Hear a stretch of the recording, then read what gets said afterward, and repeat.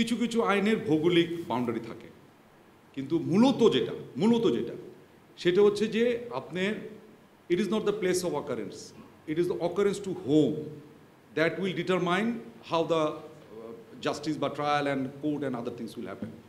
আমাদের এখানে ক্যান্টনমেন্টে এরিয়ার ভিতরে আপনারা দেখবেন এটা বলে আল্লাহ মসজিদ এরিয়া, 1 2 3 4 8টা রাস্তা আছে, 8টা রাস্তাতে অনেক সিভিলিয়ান বসবাস করে। এখানে তো এক সময় তো মনে করেন আমাদের এখানে প্রাইম মিনিস্টার খালেদা জিয়াও তো বসবাস করতেন 6 মইল রোডে। যদি উনি কি এই 6 মইল রোডে বসবাস করে বলে কি ওইখানকার যাবতীয় জিনিস আমরা কি মনিটর করতে পারবো? ডিজিএফআই যদিও বা ক্যান্টনমেন্টের ভিতরে, আমরা বলেছি DGFI functions under prime minister office. উনি কীভাবে কী করছে উনি কি আমাকে জানাতে বাধ্য?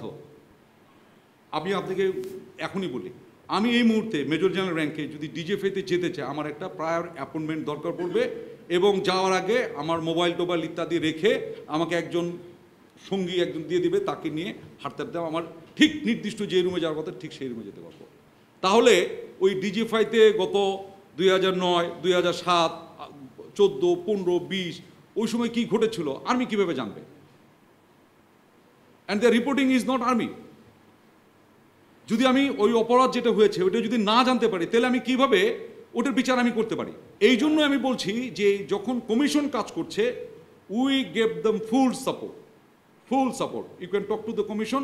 আমরা যখন যেভাবে তারা চেয়েছে আমাদের যতটুকু সম্ভব, বরিশালে অফিসার আছে তাকে চেয়েছে আগামীকাল সকাল 9টার ভিতরে, ওভারনাইট সে চলে আসছে, এসে কমিশনে গেছে হাজিরা দিতে। অ্যাটাচ না, আমাদের আন্ডারে না, এটা হলো। আচ্ছা আমি আপনাকে একটা ছোট্ট একটা জিনিস বলি, অনেক বুঝতে সুবিধা হবে। এই ইন্টেলিজেন্স নিয়ে আপনাদের অনেক কথা শোনেন না? ইন্টেলিজেন্স কাজ করে নর্মাল যে আউটফিট তার একটা উপরে ফরেন। আমি একটু উদাহরণ দিলে হবে। আমাদের প্রত্যেকটা ডিভিশন মানে একটা বড় বড় ক্যান্টনমেন্ট, যেমন যশোর ক্যান্টনমেন্ট, কুমিল্লা ক্যান্টনমেন্ট, এগুলো বড় বড় ক্যান্টনমেন্ট, এক একটা করে ডিভিশন থাকে, ডিভিশনে একটা করে জিওসি থাকেন। ওনার একটা ইন্টেলিজেন্স আউটফিট আছে, ওটাকে আমরা বলি ফিল্ড ইন্টেলিজেন্স ইউনিট। ওইখানকার যত ব্রিগেডিয়ার, ব্রিগেড কমান্ডার, ইউনিটের কমান্ডিং অফিসার ইত্যাদি তাদের যত কর্মকাণ্ড যা আছে তার একটা ফিডব্যাক ইন্টেলিজেন্স রিপোর্ট সরাসরি জিওসি পান। ঠিক ওই ডিভিশন, ওই কুমিল্লা ক্যান্টনমেন্টে, ওই যশোর ক্যান্টনমেন্টে আরেকটা আউটফিটে কাজ করে, যেটার নাম হচ্ছে আর্মি সিকিউরিটি ইউনিট। এটা হলো সরাসরি সেনা প্রধানের আন্ডারে। ওই জিওসি কি করেন বা তারও তো একটা চেক দরকার। সেনাপ্রধান বিভিন্ন ইনস্ট্রাকশন দিচ্ছেন, ওটা ঠিকমতো প্রতিপালন হচ্ছে কিনা ওটারও তো একটা ফিডব্যাক দরকার। ওই ইন্টেলিজেন্সের কাজ করে কিন্তু আর্মি সিকিউরিটি, মানে স্তরটা বুঝতে পেরেছেন? এখন এই 3 বাহিনী কাজ করে, 3 বাহিনী ঠিকমতো কাজ করছে কিনা এটা কে দেখভাল করবে? Defence minister. আমাদের জন্য prime minister, defence minister most of the time single. তাহলে উনি কেমনে করে জানবেন? For his or her is the DGFI. তার মানে আপনি বুঝতেছেন যে আমাকে সুপারভাইজ করবে যে whether I am doing the correct job or not, সে তো আমার আন্ডারে না।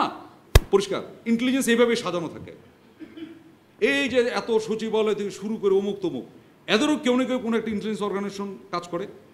সচিবদেরও তো কাজ পর্যালোচনা করা হয়, রিপোর্ট হয় ইত্যাদি, না? সে পারফর্ম করছে, সেইটা করছে, ওইটা করছে। Who does? নাম বলে দেবো? নিশ্চয়ই কোনো একটা ইন্টেলিজেন্স অর্গানাইজেশন করছে, বাট সে অবশ্যই সচিবের অন্তর্গত নয়, সে সচিবালয়ের আন্ডারে না। তাহলে তো সম্ভব না এটা।